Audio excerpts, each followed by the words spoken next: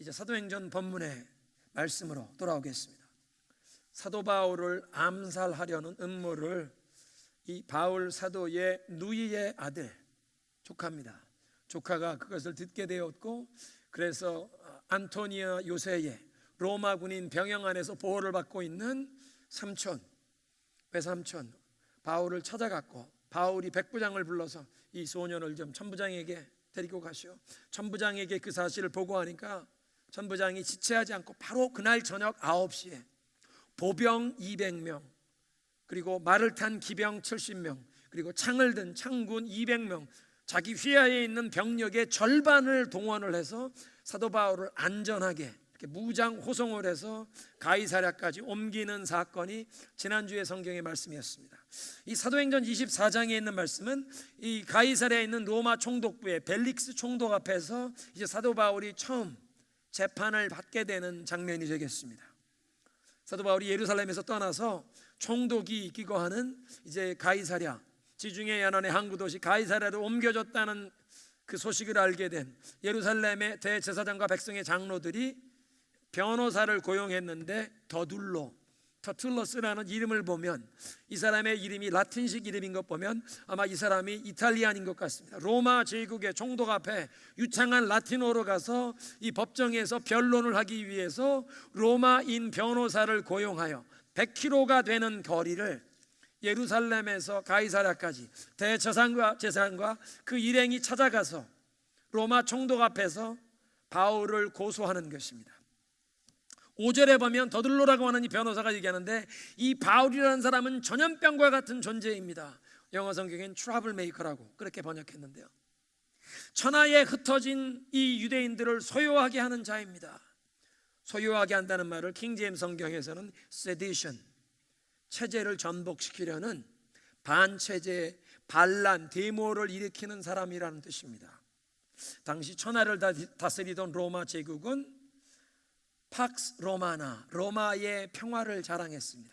그 로마 제국의 그 막강한 권력으로, 이 세력으로, 힘으로, 무력으로 그 로마 제국의 통치에 순복하는 자들에겐 그 질서와 평안을 보장했는데, 이 팍스 로마나, 로마의 평화에 도전하는 어떤 사람도 용납하지 않고, 그래서 특별히 로마 총독이었던 벨릭스가 유대 총독으로 다스리는 동안 수많은 사람들을 십자가에 못 박아 처형했다는 것입니다.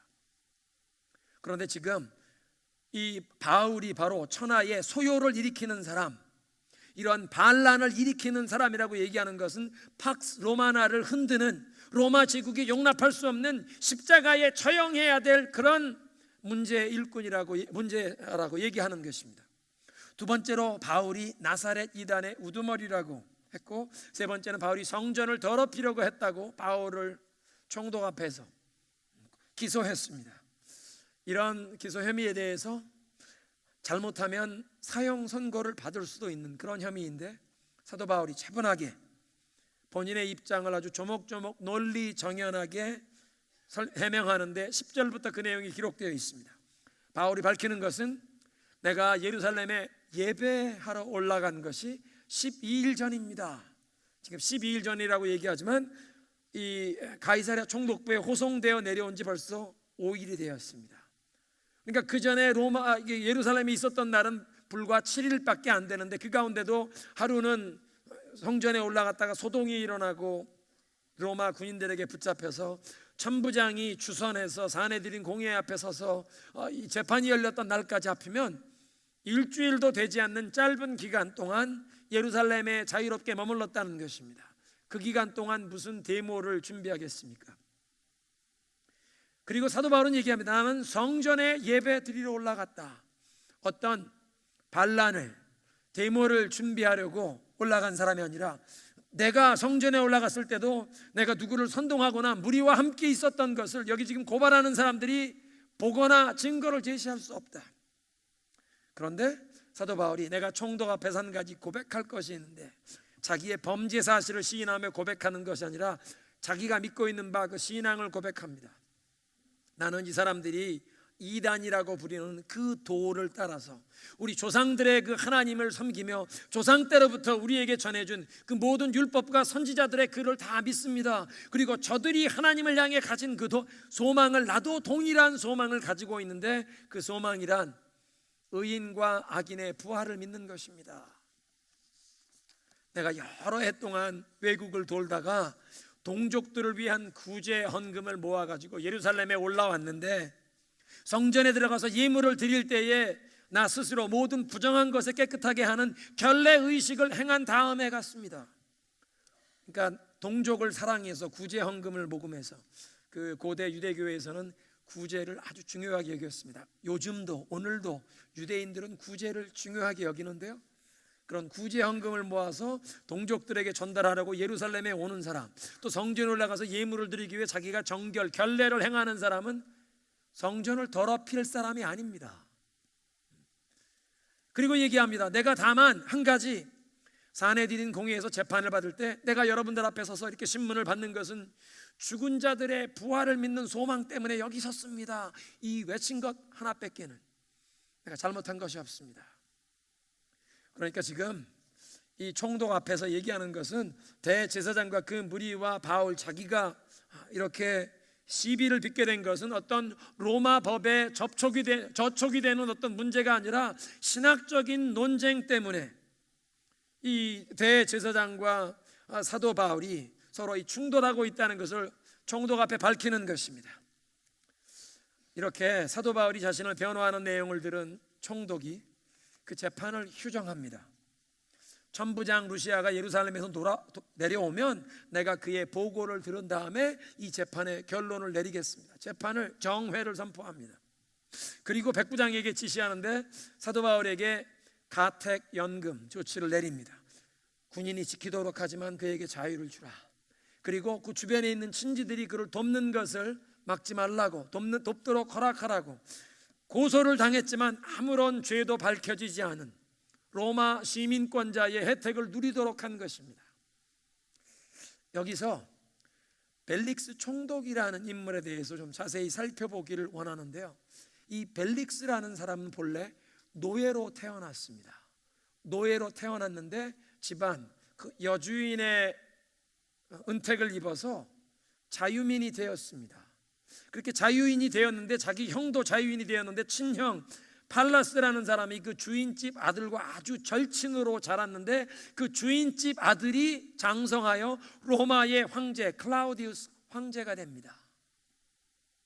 그리고 형이 이 클라우디오 황제의 절친이라는 것 때문에 주 48년에 사마리아의 하급 관리가 되는데, 하급 관리가 돼서도 자기 형이 천하를 호령하는 로마 황제의 절친이니까 형의 이 백을 의지해서 거기서도 막 자기가 세력을 규합하고 주변에 있는 사람들과 무력 충돌이 일어나는데, 이런 보고가 로마에까지 전해지니까 로마 황제가 자기 친구의 동생 이 펠릭스라는 사람을 유대의 총독으로 임명하면서 사마리아까지 내가 다스려라. 그래서 이 총독의 집안에서 노예로 자랐다가 형이 총독과 절친한 그런 친구로 자란 것 때문에 로마의 임명을 받고 유대의 총독이 된 사람입니다. 그가 52년대 주 52년대에 유대의 총독이 되었는데, 로마의 역사가 타시투스에 의하면 이 사람은 황제의 절대 신인을 받는 그 권세를 노예의 마음 자세를 가지고 휘둘렀다는 것입니다. 황대가 절대 신임에서 총독을 삼아줬는데 그 세력을, 그 권세를 아직도 노예 같은 마음 자세로 휘둘렀다. 그러니까 현지인들이 얼마나 괴롭겠습니까? 유대 지역에서. 그래서 많은 사람들이 막 독립을 하겠다고 일어나는데 그걸 또 아주 폭력으로 진압하고, 그래서 수많은 사람들을 잔인하게 처벌했다는 것입니다. 그러니까 현지인들과의 관계가 점점 더 악화가 되고 더 많은 밀란이, 더 많은 반란이, 소요가 일어나고, 그래서 후에 그 가이사랴 지역에 수리아 사람들, 헬라어를 하는 수리아 사람들과 유대인들 간에 어떤 갈등이 생겼는데, 거기에 이 벨릭스 총독이 관여하여 수많은 유대인들을 학살하는 바람에 유대인들 유지들이 너무나 견딜 수가 없어서 로마의 황제에게 상소를 올립니다. 황제가 바뀌었습니다. 글라우디오 황제가 아니라 악명 높은 폭군 네로가 황제였는데, 네로가 이 상소를 받고는 이 로마 총독을 본국으로 소환시킵니다. 그 직분을 직위 해제시키고 주후 60년에 그를 소환시켰습니다. 사도행전 23장에 사도 바울이 이 로마 군인들의 호의를 받아서 예루살렘에서 가이사랴로 내려가서 이 벨릭스 총독을 처음 만나게 됐을 때가 주후 한 58년경입니다. 그러니까 지금 벨릭스 총독이 유대의 총독으로 근무한 지 5년 지난 6년 차였을 것입니다. 그 당시에 이 벨릭스 총독의 아내가 있었는데 유대인 여자 드루실라였습니다. 오늘 제가 23절까지만 읽었는데요, 24절에 이 드루실라라고 하는 유대 여인이 등장합니다. 드루실라는 본래 헤롯 아그리빠 왕의 딸인 공주였습니다. 헤롯 아그리빠, 그 유명한 헤롯 대왕의 손자였습니다. 예루살렘의 성전을 건축하고 마사도의 자기 여름 궁을 건축하고 가이사랴 시에 그 항구를 새롭게 만들고 가이사 아구스토의 신전을 건축하고 원형 경기장을 건축의 귀재, 이 팔레스타인 지역에 많은 건축물을 남긴 이 유명한 헤롯 대왕의 손자 아그리빠. 우리가 그 아그리빠에 대해서도 헤롯 왕이라고 나오는 사도행전 12장에 그 인물에 대해서 읽는데요, 예수님의 12제자 중에 야고보를 칼로 죽인 사람이 이 헤롯 아그리빠 왕입니다. 그리고 그 사도행전 12장 후반부에 보면 수많은 백성들 앞에서 자기가 왕복 입고 나가서서 백성들을 인사하는데, 백성들이 이것은 사람의 목소리가 아니라 신의 목소리다. 그런데 맞다 나는 신이다 이렇게 교만하게 하나님께 영광을 돌리지 않고 있다가 성경에 뭐라고 써 있습니까? 하나님이 그로 심판하여 치시니 충이 먹어 벌레가 먹어 죽으니라. 헤롯 아그리빠 왕, 그 헤롯 아그리빠 왕의 딸 공주가 드루실라인데요, 이 드루실라가 16세 어린 나이에 주변에 있는 작은 나라 에메사라고 하는 작은 나라의 왕 아즈이저스와 결혼을 합니다. 근데 결혼에 별로 행복을 누리지 못했습니다. 그런데 유대 총독으로 임명받은 이 펠릭스가 이 드루실라 공주의 오빠가 헤롯 아그리빠 2세인데, 헤롯 아그리빠 2세의 왕궁에 갔다가 이 드루실라 공주의 빼어난 미모를 보고 반해서 자기 아내로 삼기로 합니다. 그래서 유혹을 하고 마술사를 보내서 유혹을 하고 점쟁이를 보내서 유혹을 하고 이렇게 해서는 이 16, 17살 난 사람의 마음을 돌려서 남편을 버리게 하고 자기의 세 번째 아내로 삼습니다. 17, 18살의 나이에 자기가 결혼한 왕을 버리고 이 벨릭스 총독에게 재혼을 한 사이가 벨릭스와 이 드루실라 공주의 관계입니다. 이 벨릭스 총독 부부가 이런 사람인데 사도행전 24장 24절에 보면요, 그 벨릭스 총독이 자기 아내 유대 여인 드루실라와 함께 사도 바울을 불러서 예수 그리스도를 믿는 도에 대해서 말씀을 듣습니다. 아직 10대 여인, 남의 아내 된 사람을 유혹해서 빼앗는 사람, 또 그런데 시집을 가는 이 여자가 사도 바울을 모셔다가 예수 그리스도를 믿는 도에 대해서 듣기를 원한다는 것입니다. 그런 총독 부부에게 사도 바울이 무슨 말을 했을까요?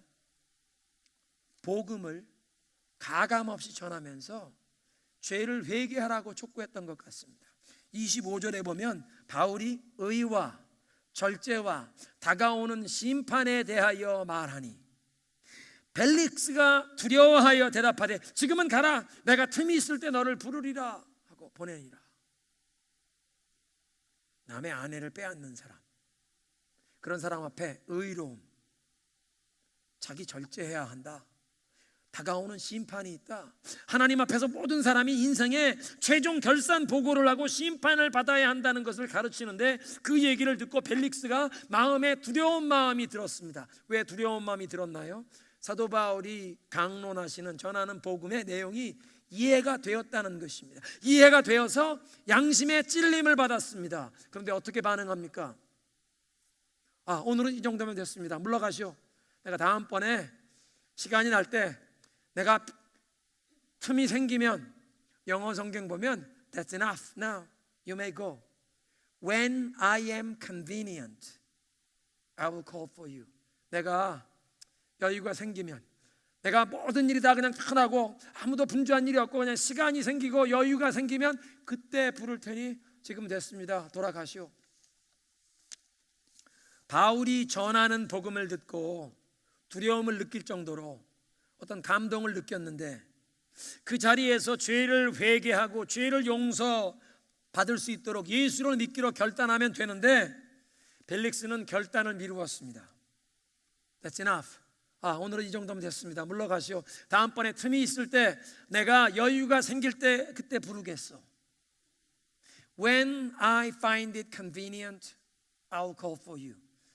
여러분, 복음의 메시지를 듣고 결단해야 할 때가 언제가 convenient, 언제가 여유가 생기고 언제가 틈이 생기는 때인가요? 벨릭스는 그 후에도 사도 바울을 자주 불러서 그와 대화를 나누었다고 26절에 얘기합니다.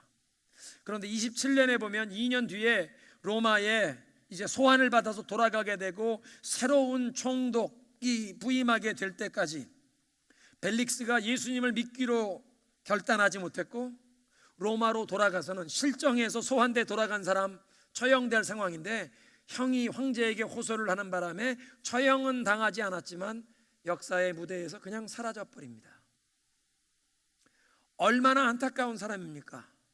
본래는 노예로 태어났는데 여주인의 은총을 입어서 자유인이 되었습니다. 자기 친형도 자유인이 되었는데 친형이 아주 친하게 지내던 그 소년이 로마의 황제가 되는 바람에 자기가 유대의 총독까지 된 사람입니다. 개천에서 용인한 사람.